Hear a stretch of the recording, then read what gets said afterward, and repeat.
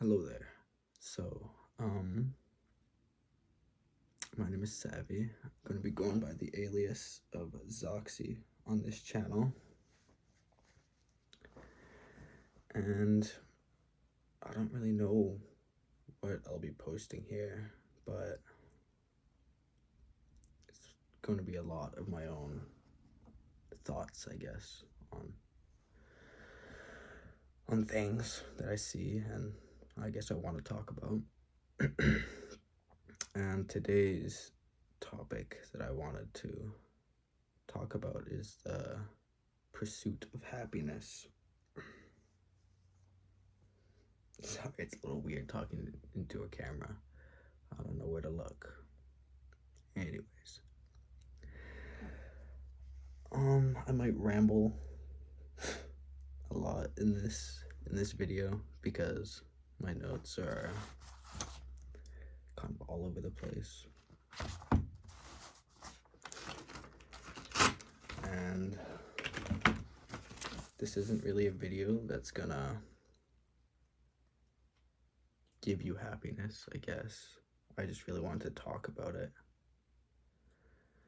and maybe get insight from other people on their pursuit of happiness.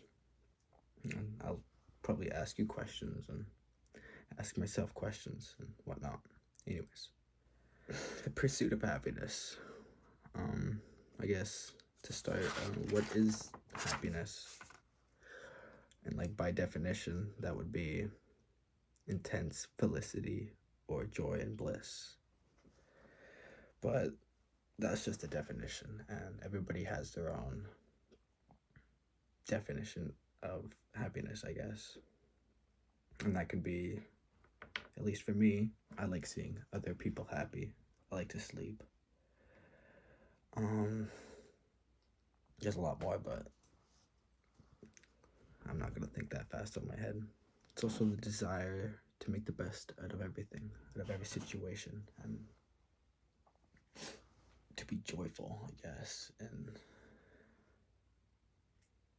in your everyday life. Yes, but you can get happiness just from like narrow specific points in your life, like you ate a cheeseburger, that might make you happy. Or you can get it from a broader evaluation of your life and your accomplishments. That would be subjective well-being. So on this topic of, I guess, kind of broader evaluations of your life, a lot of people, they look to the future for happiness, and they kind of set a standard and a quota they must meet in order for them to be happy. And I don't think that's the right way of doing it. It's good to set a quota and to set a standard and want to meet those expectations, but what if you get to that point in the future and you didn't meet that standard or quota, or that thing that you really wanted to accomplish wasn't fruitful enough, I guess. It didn't make you as happy as you were hoping it would make you. And I guess that's really the problem, isn't it? We can all hope for these things to happen to us, but when they don't, we want to blame something. But who's there to blame in that scenario, but ourselves in the past. Like, you'll get to that point and you'll curse your past self, because he didn't set you up good enough, and he didn't work hard enough to get to that point. Or maybe he chose the wrong path, and maybe you wanted to do something completely different 5 months, a year, 10 years from now. And this, I know, is said a lot, but in the pursuit of happiness, I think it's better to find that happiness in your day-to-day life. And that can be simple things: reading a book, talking to your friends. Some people get it from religion and philosophy. On the topic of religion, you don't have to be a Christian or a Hindu or Buddhist to believe in those ideas, because at least to me, those things are more of an idea, more of a philosophy than an actual concrete thing. I don't know. I won't go too much into that because I'm not a Christian and or any sort of religious. I kind of have my own beliefs on God and that, but I'll save that for another time. But I think it's good to read into those things and to think about the questions that they ask and the teachings that they give, because religion is a philosophy. It's a way of life that people can find happiness, and it's a beautiful thing. Questions that I often ask myself on this pursuit of happiness, and kind of things that are holding me back in a sense. And I feel like everybody asks these questions. What if I'm not enough? What if the people around me don't like me? And what if no matter what I do, it will all amount to nothing? And that's a hard thing to wrap your head around, because what is enough, you know? Is meeting that certain standard or quota, is that gonna be enough to make you happy? Are you gonna be happy with that? Is having the right people around you gonna make you happy? It can. You can get happiness from that, and there's nothing wrong with it, but why aren't you enough? Why isn't you just being you enough? You know? I struggle with that a lot myself, I guess. Like, who am I, and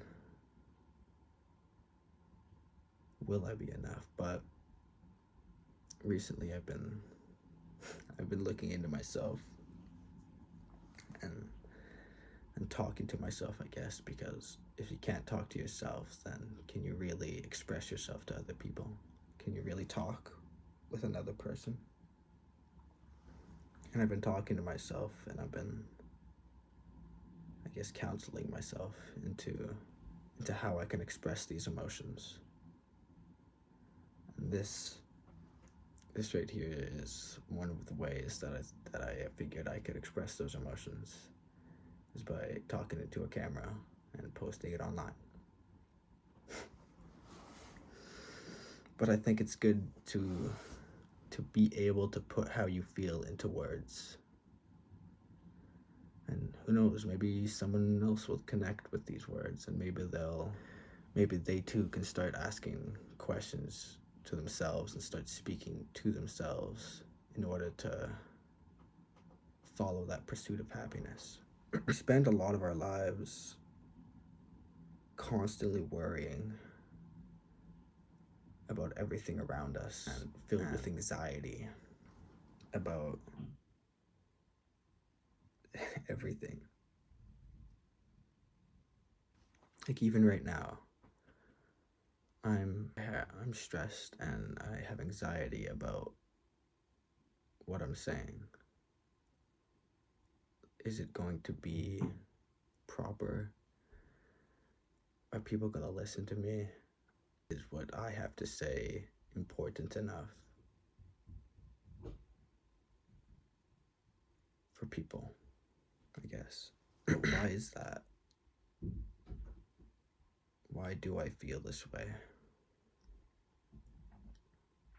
Is it just a chemical reaction in my brain that's causing me to feel these emotions, this stress and anxiety? Probably. And I don't have an answer that I can give you to stop these emotions, because the reality of it is that it's a part of life. It's the darkness and the light. It's the human nature to feel these emotions. And all we can do is find things that can mitigate these emotions. Find that pursuit of happiness. Find our joy and our beliefs. And your beliefs can be anything. You can believe in yourself, as I do. You can believe in a religion. You can believe in a philosophy. You can even believe in other people to find that joy and that mitigation for those drowning feelings that are almost like a cancer in a way. They eat at us. But it's good to have a belief. It's good to have something to plant your feet on and to keep you there, to keep you stable. And I guess the thing that I think about a lot is that people tend to hold on to their hate and their grudges against others, but they'll let love slip them by. I speak from many past experiences. I've been filled with a lot of hate and a lot of anger towards people and myself and circumstances, that I've let good things, I've let love that people gave me, I let that fly past me, and I didn't even give it a second thought. And it's something I regret, and it eats away at me a lot. But there's nothing I can do but keep moving forward so I can find new love to hold on to. And I can let go of my hate and my grudges and my maliciousness against myself and other people. Because I can't be happy if I'm hateful. Something in the Bible that I like to think about and kind of use in my day-to-day life, or at least recently, is says, love your neighbor as you would love yourself. That's Leviticus 19:18. And it also says, love your enemies and pray for those who persecute you. And that's Matthew 5:45-48. At least how I see these quotes from the Bible is that kindness is the start for happiness, because there is no secret, or there's no special way to be happy. But I believe it starts with kindness and love and compassion towards not only those who surround you, but like the Bible says, those who persecute you as well. Why only show love for those who show love to you? I guess is kind of my point here. It's better to love everybody regardless of their nature and their relation to you than to be filled with hate, because that's going to get in the way of your happiness. Because hate is something that, just like anxiety and stress, it eats away at you and it consumes you, and it just puts you in a darkness that's hard to escape. I don't really have too much more to say. I'm kind of bad at this, if you couldn't tell. But I guess I want to share one last Bible verse that a man that I once met, he told me, and it's helped me in a lot of ways. But it says, "I am the light of the world. Whoever follows me will not walk in darkness, but will have the light of life." And it's kind of hard to explain what that means to me, But even if you're not religious, I think it's good that you don't walk in the darkness and you can find something or someone that can lead you out of that darkness and give you the light of life, because it's hard being in that state. It's hard walking alone. Anyways, I know it was a bit all over the place with this, and maybe I should write a better notepad than this. But I just thought I would share my views on the pursuit of happiness, that so maybe somebody else can find a key in their pursuit of happiness. I'm thinking I'll probably start posting more random things like this. Maybe not even just like this, but just things I wanna to do and talk about, and I might even post random gaming videos. But I guess if you made it to the end of this video, thank you for listening to me. Thank you for hearing me out, and I love you, and be kind. Have a blessed day.